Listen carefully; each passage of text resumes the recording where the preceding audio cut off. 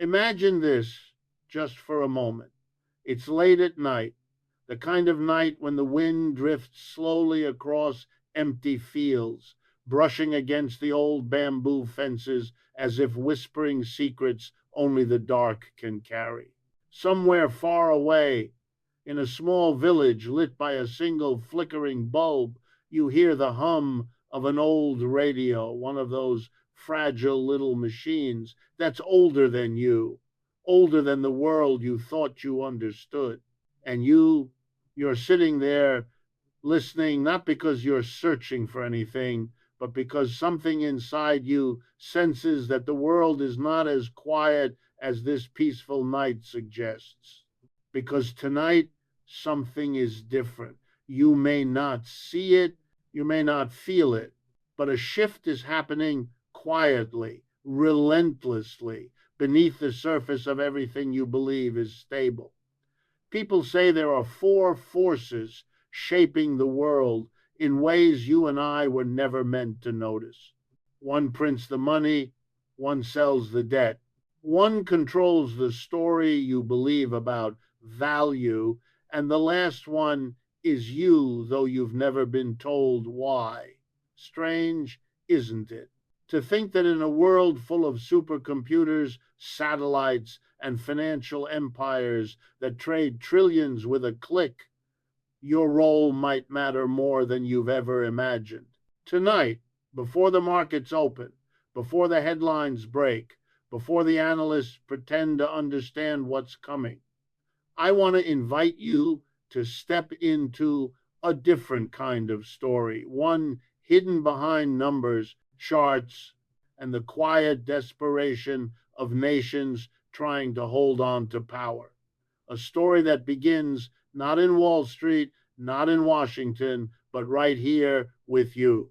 Because while you're listening to the wind rustle through the rice fields somewhere across the ocean in a room without windows, a group of people have just pressed a button and created billions of dollars that didn't exist yesterday. You didn't get a message. You didn't get a warning. You didn't even get a choice. But your life, your savings, your future will feel the consequences of that invisible decision. Tell me, if the whole world is drowning in debt, then who is the real creditor? And why does the bill always arrive at your doorstep? Why is it that the more advanced the world becomes, the more fragile people feel? Why do nations talk of growth while families talk of fear? Why does every solution sound like a promise, yet every promise feels like another shackle? You've probably felt it without knowing how to name it, that quiet unease in your chest, as if something enormous is happening behind a curtain you can't lift. And maybe, just maybe, you're right. Because tonight, we're not simply talking about money. We're talking about power, the kind of power that moves silently through governments, whispers into central banks, and rearranges the world without ever raising its voice. You may have heard that silver, that quiet, overlooked metal people stop thinking about, has crossed a line that cannot be undone. That central banks, the giants who never panic, are suddenly scrambling to grab physical silver as if paper promises no longer mean anything. But that is only the beginning. And the truth behind it goes deeper than markets, deeper than finance, deeper even than the struggles of nations trying to keep themselves afloat.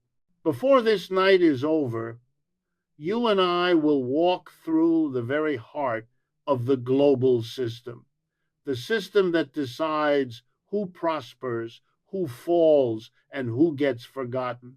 Not through textbooks, not through theories, but through the quiet truths hidden in the lives around us, in farmers who plant while the currency collapses, in workers who lose their jobs because somewhere far away a bond yield moved 0.5%, in mothers who save every coin even as inflation eats their efforts whole.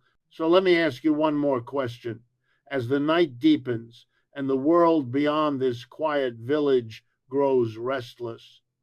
What if the things you think you understand about value, about money, about safety were never true at all? Tonight, we're going to search for answers not in the noise of the world, but in the silence between each breath, in the way the wind carries stories across oceans, in the way a small radio can reveal more truth than 1,000 glossy headlines. Stay with me. There is a path we must follow, a path built from secrets, contradictions, and the quiet footsteps of power. And when dawn comes, you may realize that nothing was ever as simple as it seemed. Tonight we begin. They say every system designed by human hands eventually reveals the flaw hidden in its foundation. Sometimes that flaw is a crack, sometimes it is a wound, and sometimes it is a truth so inconvenient that entire generations learn to look away rather than face what it means. For centuries, people believed money was something solid, something you could touch, weigh, tuck beneath your pillow. They called it silver. They called it gold. They believed these metals were the spine of value, the backbone of trust. But as centuries shifted and empires changed their masks, something else quietly took their place. It didn't happen in a war. It didn't happen in a market crash. It happened in a meeting, one so ordinary, so bureaucratic, that most people would fall asleep just hearing its minutes. And yet, that meeting in 1694 created one of the most powerful forces humankind has ever known, the first central bank. From that moment, money stopped being metal. It became permission issued by those who claimed the authority to define value itself. They began with a simple promise: your gold is safe with us. Take this paper instead, it represents what you own. But slowly, quietly, they stopped asking for the gold, then they stopped mentioning it, and then, one day, they removed it entirely. A promise, once backed by metal, became backed by nothing but belief. They told the world this was progress. They called it modernization. They celebrated it as liberation from the heavy chains of the past. Yet something strange began to happen. The more money they printed, the more people felt poor, the more debt governments issued, the more citizens felt trapped, the more economists insisted everything was under control, the more ordinary families felt the ground shifting beneath their feet. Because here is the contradiction they never taught in school. Money is no longer wealth, money is debt, someone else's debt, and the system grows only when the debt. The nations that brag the loudest about their prosperity are often the ones drowning deepest in obligations. The countries with the grandest skylines are the same ones whose budgets depend on money that does not yet exist. And the people, the millions who go to work every day believing they are earning something real, are unknowingly trading their lives for paper whose value evaporates faster than their sweat can dry. They call it stability, but stability built on promises is a house made of whispers. As the years passed, the illusion grew bolder. Digital ledgers replaced printing presses. Government bonds replaced treasure chests. And the world learned to treat numbers on screens as if they were as solid as mountains. But mountains do not vanish overnight. Numbers do. The greatest irony is that those entrusted to protect the system, its central bankers, its economists, its architects, are the very ones who created the conditions for its unraveling. They assure the public that inflation is temporary, that deficits don't matter, that markets can be controlled with models and forecasts. But behind closed doors, in the quiet halls where decisions reshape continents, they whisper a different truth. Everything is more fragile than it appears. They know the debt cannot stop growing. They know the currency must keep losing value. They know the interest rates they manipulate are not tools, but traps, traps lined with velvet, yet traps nonetheless. And above all, they know this system survives only as long as people believe the paper matters. But belief is not an endless well. And now something has begun to disrupt the illusion, something ancient, something inconvenient, something they hoped the world had forgotten: silver. Not the silver of jewelry or ornaments or old memories tucked in drawers, but silver, the strategic, irreplaceable metal that quietly powers the future. The metal central banks are suddenly chasing, as if they've realized the world they built on promises is cracking at the edges. They once dismissed silver as a commodity of the past. Now they declare it a critical mineral of national security. Why? Because for the first time in decades, the paper version of value is colliding with the physical world, and the physical world is winning. The illusion worked as long as everyone agreed to settle in digits, not molecules. But the moment nations demanded real silver, not contracts, not derivatives, the system began to show its age. The markets that once moved billions with a whisper now tremble when a country asks for actual bars instead of IOUs. They call this a supply challenge, a market irregularity, a temporary tightness. But the truth is simpler. They promised more silver than they ever had. Now the world wants the real thing, and the contradiction grows deeper. Governments claim inflation is under control, yet their citizens struggle to breathe under rising costs. They declare record prosperity, yet revise job numbers downward after the celebration ends. They praise market strength, yet hide the fact that thousands of companies are worth less today than they were 4 years ago, even while prices rise all around them. They insist the system is stable, even as the foundations groan under pressures too heavy to ignore. But perhaps the greatest irony, the one no official dares to voice, is this: the very institutions that told the world metal no longer mattered are now racing to secure it before anyone else realizes why. Nations that spent decades building wealth on paper are suddenly acting like miners desperate for shovels. Countries that mocked gold and silver as relics now hoard them like lifeboats. And the public, the billions living paycheck to paycheck, have no idea the game has changed. They don't see the meetings behind closed doors. They don't hear the panic in the voices of men who control trillions. They don't know that the very people who assured them everything is fine are the same ones buying metal to prepare for what comes next. Because beneath the numbers, beneath the policy speeches, beneath the polished forecasts, lies a truth as old as civilization. When trust fades, nations do not run toward paper, they run toward metal. And the fact that they are running now quietly, urgently, relentlessly is the greatest signal of all. The world they built from promises is trembling, and the world built from resources, from things that cannot be printed, deleted, or redefined, is calling to collect what is owed. It is in this collision between belief and reality, between digits and atoms, that the next chapter of history is forming.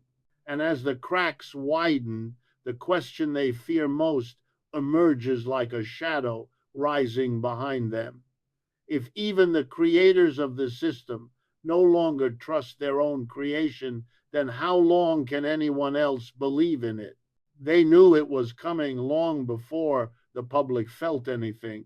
Crises never begin with sirens or headlines or the kind of chaos that makes people run into the streets. No crises begin in silence, in the subtle flicker of a number on a screen, in a meeting where no one smiles, in the hesitation of a man whose job is to pretend he isn't afraid. At first, the signals appeared small: a bond auction with fewer buyers, a quiet downgrade whispered behind closed doors, a central bank somewhere in the world adding more metal to its reserves without announcing why. These were the early tremors, barely noticeable unless you were trained to see the ground shifting beneath your feet. Then the data began turning slowly at first, then all at once. Job numbers revised downward, industrial output slowing, small businesses closing quietly, leaving only darkened windows behind.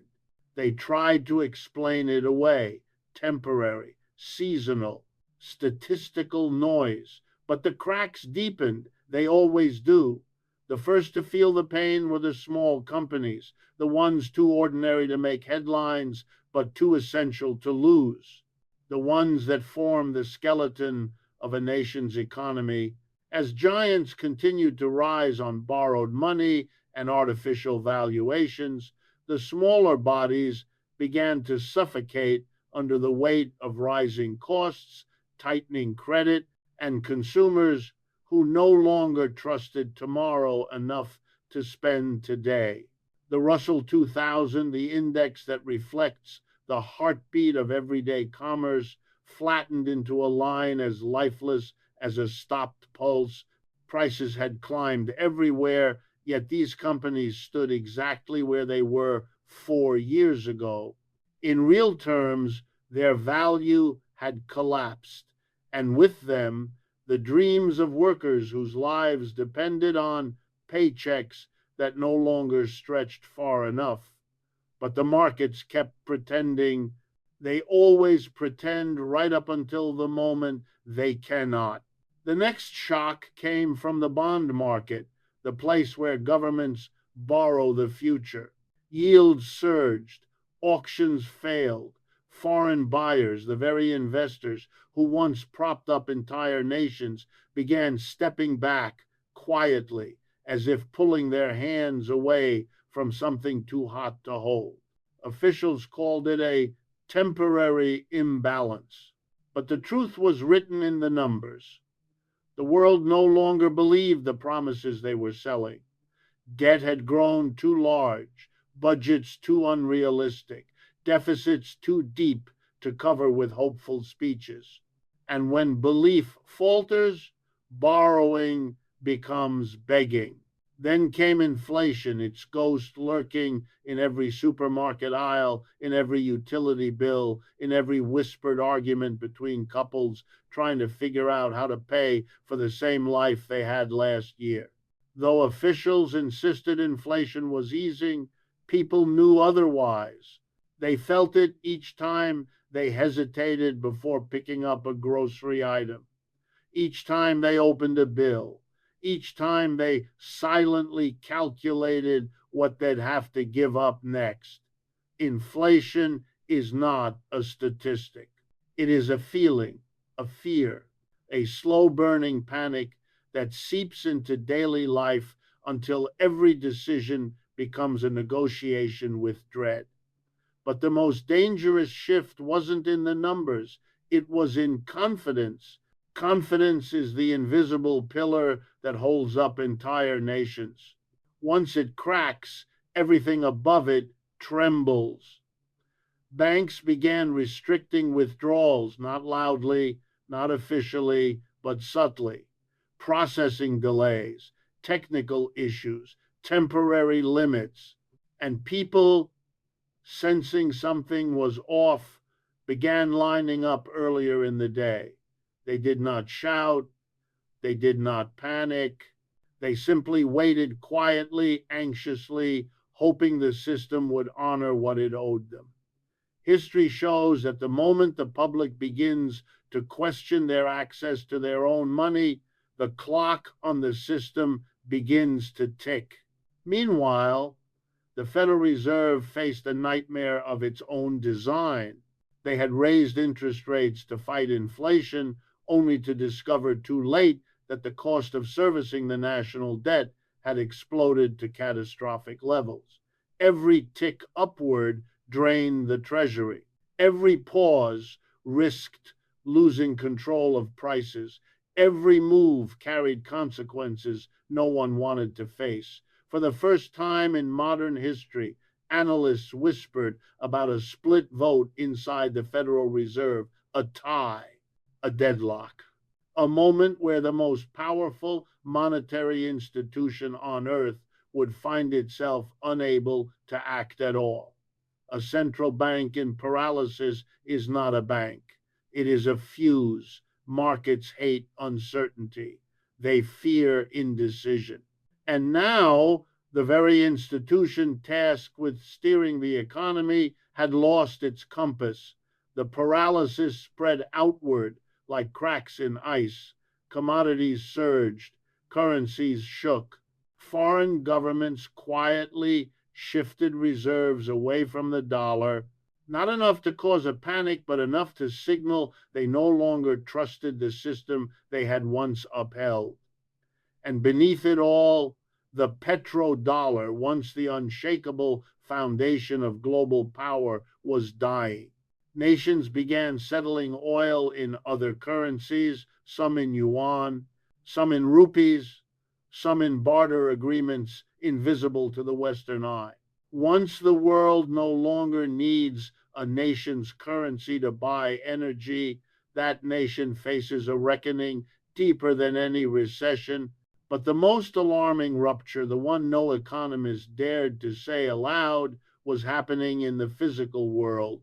Silver, the metal that powered the solar farms, the microchips, the AI servers, the missiles, the satellites, the cars, the phones, everything modern life depends on, everything nations need to fight wars or build futures, relies on a metal they spent decades pretending didn't matter. Now, suddenly, the world wanted it. Not the paper version, but the real bars. The physical commodity that cannot be forged with keystrokes. But the inventories were emptying, the vaults thinning, the deliveries delayed, the contracts strained. They called it backwardation, a euphemism hiding the truth. People were paying more to have silver now than to have it in the future, because the future no longer felt guaranteed. Factories could not wait. Defense contractors could not wait. Energy grids could not wait. And so the buying intensified not from collectors or hobbyists, but from nations, governments, central banks, sovereign funds, with pockets deep enough to drain markets overnight. The scramble was no longer theoretical. It was happening right in front of those who knew where to look. This was the moment when the markets began to break character. Prices jumped unpredictably, spreads widened, contracts failed. And the people, those watching from outside the glass, felt something tightening around them like the slow closing of a fist. They did not know the mechanisms or the policies or the hidden meetings. They only knew that life was becoming harder, more fragile, more uncertain. Yet the scariest part of the crisis was not the numbers, not the deficits, not the collapsing confidence. It was the silence, a silence in the voices of officials who once spoke with certainty, a silence in the markets that once danced with optimism, a silence in households where families avoided asking questions whose answers they already feared. Crises do not erupt with noise. They emerge from silence thick enough to suffocate, and as the silver shortage deepened, as the markets trembled, as the central banks scrambled for physical metal, the world found itself moving toward a precipice it had sleepwalked toward for decades. A collision between the economy of promises and the economy of reality, between the world of digits and the world of atoms, between the illusion of abundance and the truth of scarcity. They called it a market correction. But everyone who truly understood knew better. This wasn't a correction, it was a reckoning. And the world was only at the beginning. You may not notice it at first. The world changes in ways so grand, so distant, that you sometimes believe they belong only to men in suits, to politicians, to bankers, to people who live in buildings with mirrored walls and endless hallways, but you feel it quietly, slowly, like a cold draft slipping under your door in the middle of the night. It touches the price of the rice you buy. It changes the sound of your mother's sigh after checking the electricity bill. It lives in the hesitation you carry each time you open your wallet, wondering just for a second whether you should wait till next week instead. Because no matter how colossal the crisis looks on screens, its weight always falls on you. You who wakes up early to go to work. You who worries about the future of your children. You who has never touched a bond, never traded a stock, never asked for luxury or power, yet somehow must pay for decisions made oceans away. And you may not understand the charts, the currencies, the derivatives, the whispers of central banks, but you understand the pain of trying to live when everything feels more expensive than yesterday. Let me take you somewhere familiar. Imagine a small house at the edge of a rice field, the kind of house you've seen 1,000 times. A tiled roof, walls faded by years of rain, a single motorbike parked beside the gate. Inside, a woman is cooking dinner. Her hands move automatically, slicing vegetables with a rhythm born from habit rather than joy. She doesn't talk much anymore, not because she's lost her voice, but because she carries too much inside. She used to come home with energy, humming softly as she cooked. Now, when she steps through the door, she pauses for a moment, just long enough for you to notice she's gathering the strength to pretend everything is fine. She lost her job 3 months ago. Her factory cut production. Orders from overseas dried up. A crisis somewhere on some distant trading floor became a pink slip in her hands. She told you it was temporary. She still says that, but you can see the truth in the way she looks at the floor when she speaks. She used to earn enough to keep the household steady.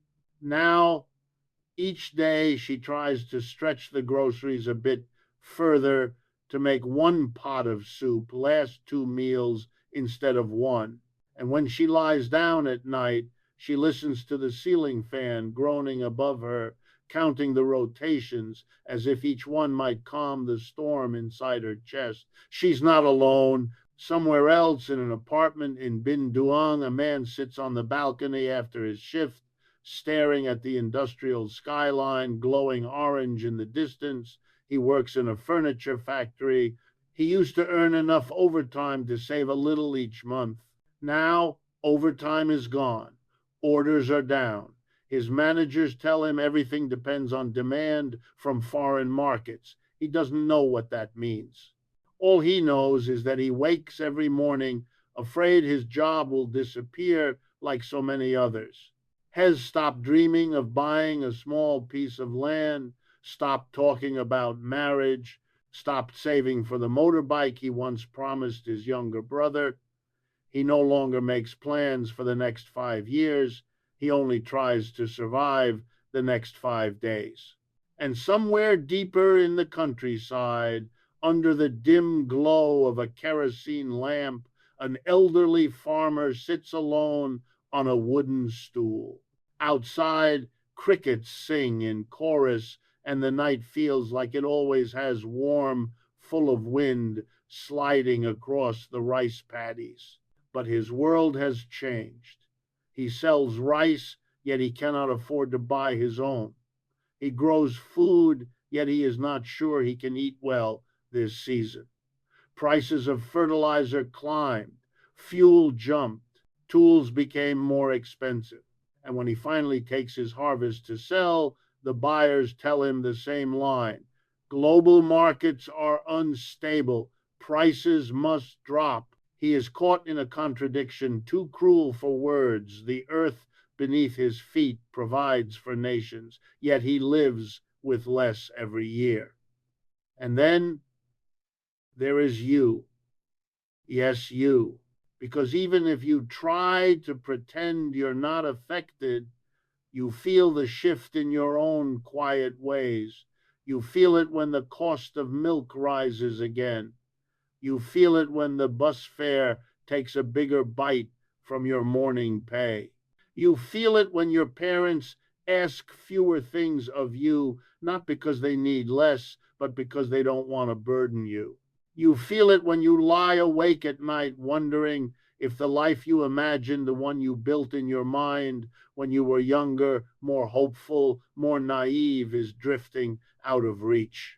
These are the casualties no economist counts, the invisible wounds no analyst sees, the heartbreaks never included in government reports. The crisis does not arrive like a storm, it arrives like a shadow stretching slowly across ordinary lives. And yet you still wake up each morning. You still push forward because quitting has never been an option for you. You carry the weight quietly because you were raised to endure. But tell me, how long can a person endure when everything around them keeps rising except their income, their hope, and their sense of safety? While governments argue about policies and banks debate rates and traders panic about silver shortages, you're the one choosing between electricity and medicine, between school fees and groceries, between saving a little and surviving today. The world calls it a market correction. You call it another month and not sure how to get through. They call it economic restructuring. You call it my rent went up again. They call it temporary inflation. You call it I can't afford what I bought last year. But the cruelest truth is this: the people who pay the price are never the ones who caused the damage. It wasn't you who inflated the debt. It wasn't you who printed the money. It wasn't you who manipulated markets or built systems upon promises instead of resources. And yet you pay. You always pay. You pay with your time, with your health, with your quiet sacrifices that no headline will ever acknowledge. The crisis becomes personal when the fridge is emptier than it should be. When your dreams shrink quietly inside you, becoming smaller, more cautious, when you find yourself apologizing for things that were never your fault, and just when the world feels too heavy, life adds another weight. Your neighbor falls sick but avoids the hospital because he fears the bill. Your cousin moves abroad because she can no longer earn enough at home. Your younger sibling asks you if things will get better, and you don't know what to say. You are surrounded by stories like these. They echo in conversations at street stalls, in the eyes of workers at the end of a long day, in the tired laughter of people pretending not to worry. This is the true cost of the global crisis. Not the charts, not the headlines, not the numbers economists argue over. The real cost is measured in the weight carried by ordinary people whose names will never appear in economic reports. People like you who has lost more sleep in the past year than you admit, you who tries to stay strong for your family even when your own strength falters, you who hides your fears because you don't want to add them to someone else's burden, you who deserves far more clarity and stability than the world has given you. And perhaps the cruelest part is this: you didn't ask to be a character in this story. You didn't ask to be swept into a global tide created by decisions made in places you've never seen. But here you are doing what you've always done, carrying the weight with dignity, surviving storms you didn't create, holding on to hope even when life gives you so little reason to, because deep down you still believe not in the system, not in the promises of officials, but in the simple strength of the human heart. You believe in your family, you believe in your own resilience, you believe that no matter how unfair the world becomes, you will find a way through.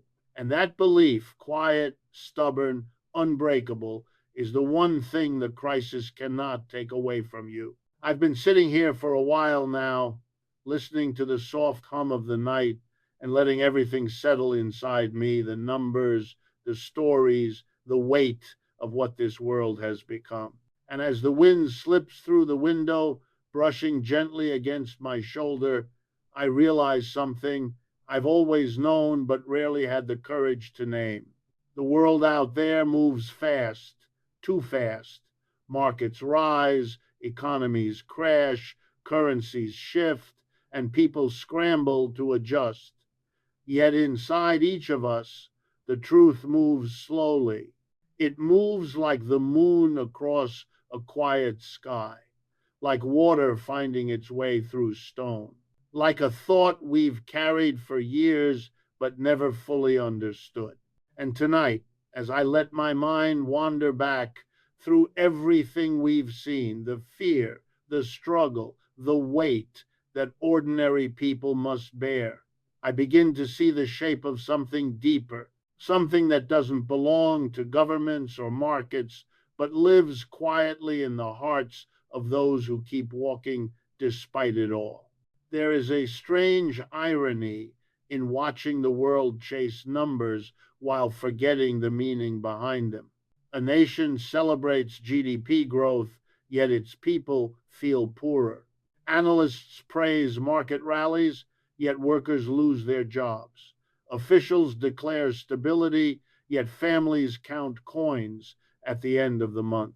And somewhere along the way, I started to ask myself, when did we agree to measure our lives by charts and indexes? When did we begin treating money, this fragile invention of human hands, as if it were more real than the hands themselves? I think back to the old days, simpler days when value wasn't something printed or pushed on a screen, but something you could feel. A bowl of warm rice shared at the end of a long day, a roof that didn't leak when the rain came, a family sitting together even when they had little. Those things didn't rise and fall with interest rates. They didn't inflate or deflate. They simply existed quietly, steadily, like truth itself. Maybe that's why this crisis feels different. Not because it's the worst we've seen. History is full of storms far more violent, but because it reveals how far we've drifted from the things that once held us together. I look at the world now, and I see nations chasing resources as if their lives depend on it. I see central banks hoarding gold and silver like ancient kings preparing for war. I see people working more hours for less certainty, holding on to hope with hands that grow tired but never let go. And in the middle of all this, I feel a quiet realization rising inside me. We've built a world where everything can change overnight except the human heart. I think about the mother who lost her job, the worker in the factory, the farmer in the dim lamplight. Their stories linger in me, soft but unshakable reminders of what truly matters. They aren't just victims of economic cycles. They are mirrors, reflections of a deeper truth about survival, dignity, and the quiet resilience that keeps the world turning even when everything else falls apart. And as I reflect, I begin to see another irony. For all our talk about progress, we still fear the same things our ancestors feared: hunger, uncertainty, loss, and we still hope for the same things they hope for: security, love, a future that feels safe. Maybe the world isn't as different as we pretend. Maybe the screens, the markets, the algorithms, maybe they're just noise layered over an older, simpler human story. A story about people trying to live, a story about choosing courage even when the world feels unstable, a story about carrying responsibilities heavier than any chart could ever show. And when I look at it that way, when I peel back the layers of complexity, I realize the crisis we face today isn't just economic, it's emotional, spiritual, a crisis of meaning, because deep down, beneath the inflation and the interest rates and the shortages, lies a question we rarely dare to ask. What does it mean to live a good life in a world built on uncertainty? I don't think the answer lies in wealth or fear or the desperate chase for safety. I think it lies in something quieter: the way we show up for each other, the way we choose to keep going even when everything around us feels fragile. I've seen people with very little give more kindness than those with everything. I've seen families share meals during hard times, neighbors help each other without being asked, workers stand shoulder to shoulder when life corners them. And in those moments, I understand something I never learned from any book. Resilience isn't built by systems, it's built by people, by their hands, by their choices, by their stubborn decision to keep loving, keep trying, keep believing, even when the world gives them every reason not to. When silver rises, when currencies fall, when governments tremble under the weight of their own decisions, people remain the constant: their struggles, their hopes, their quiet strength. And perhaps that is where the true value lies, not in metals or markets, not in supply or demand, but in the hearts of those who endure. As the night deepens and the world settles into silence, I find myself breathing a little slower, a little deeper, not because the crisis has gone away, it hasn't, but because in beginning to understand that the world has always been uncertain. The difference now is that we're finally forced to face it. And maybe, just maybe, that's where wisdom begins. Not in the illusion of stability, but in the acceptance of change.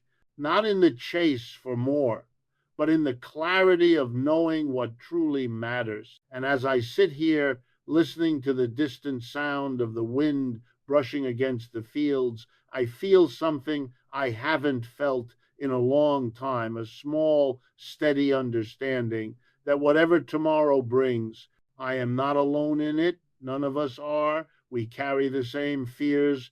We share the same hopes. We walk through the same darkness, searching for the same light.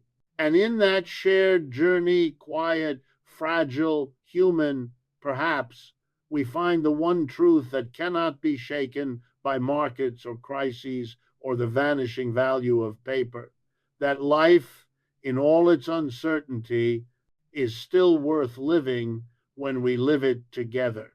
I don't know exactly when it happened, but somewhere in the quiet spaces between fear and reflection, something inside me began to settle, like dust floating down after a storm.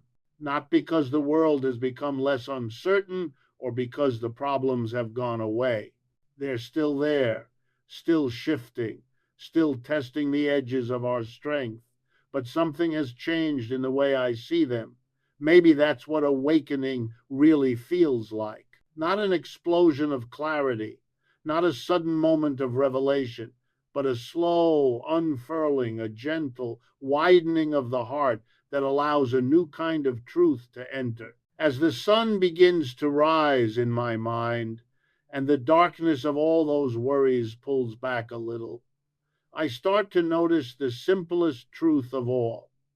Even in a world drowning in debt, a world ruled by markets, a world shaken by shortages, the most valuable things are the ones no crisis can touch. Not the currency printed in secret, not the silver sought in panic, not the promises of officials who speak of control while losing their grip, but trust, compassion, the quiet courage that keeps us moving. Those are the things that survive. And as I look back at everything we've walked through, the fear of collapse, the stories of hardship, the weight carried by millions, I begin to understand something deeper, something that connects all the threads of this long, winding journey. The world may be built on debts, but people are built on hope. That's why, even when inflation steals from our pockets, even when wages shrink and uncertainty grows, we still wake up, we still show up, we still take care of one another in ways that no institution ever could. Maybe that is the true economy of humanity, the exchange of kindness, the investment of empathy, the resilience born from shared struggle. I realize now that the question we asked at the beginning, if the whole world is in debt, then who is the real creditor, has an answer far different from what I expected. The creditor is us, not financially, but spiritually. We are the ones who lend hope to the future. We are the ones who invest strength into tomorrow. We are the ones who offer trust in a world that tests it at every turn. And perhaps that is why, despite all the chaos around us, something inside feels steadier than before.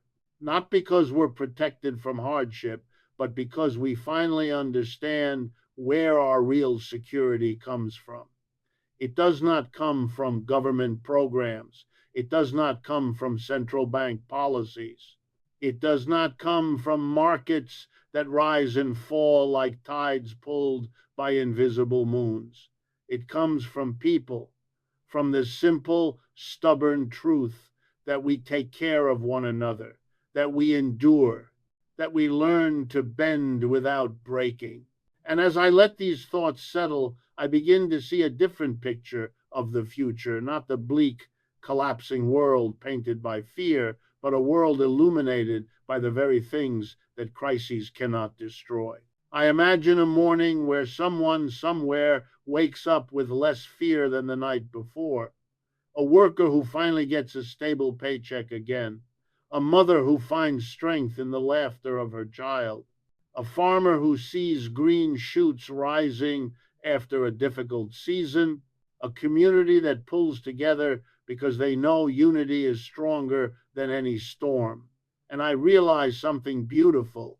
Even in times of scarcity, the world still offers abundance, not in money, but in meaning. The sunrise doesn't change its color because of inflation. The river doesn't stop flowing because of interest rates. The wind doesn't lose its voice when markets panic. Nature keeps moving. Life keeps unfolding. Hope keeps rising. And we fragile, tired, hopeful humans rise with it. Maybe that is the awakening we've been walking toward through every chapter of this journey. The realization that the system may bend, currencies may fall, markets may tremble, But the future is not written by those forces alone. It is written by the quiet decisions we make each day to stay kind, to stay honest, to stay connected, to stay brave, even when we're uncertain. The world will continue to shift. There will be more storms, more headlines, more moments that test the edges of our hope. But I'm no longer afraid of them in the same way because I understand now that no crisis lasts forever and no darkness can extinguish the smallest flame. I look toward tomorrow and I see not guarantees, but possibilities.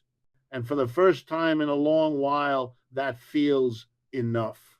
The night may be long, but the dawn always comes. It always has. It always will. And maybe that's the real lesson hidden beneath the layers of fear and uncertainty we've peeled back together. As long as we still believe in each other, no one is truly poor. As long as we still choose hope, the world is never completely dark. As long as we still walk forward, the future is never lost. I take a deep breath, feeling the gentle warmth of a new day rising inside me. And for a moment, a quiet, precious moment, I feel something simple and rare, peace. Not because the world is fixed, but because I am finally awake enough to face it. And as the first light of dawn spreads itself across the fields, soft, patient, unwavering, I understand what it means to be alive in uncertain times, to stand in the middle of chaos and still find a reason to hope, to look at the fragile, beautiful world around me and whisper to myself, I'm still here, we're still here, and together we go on.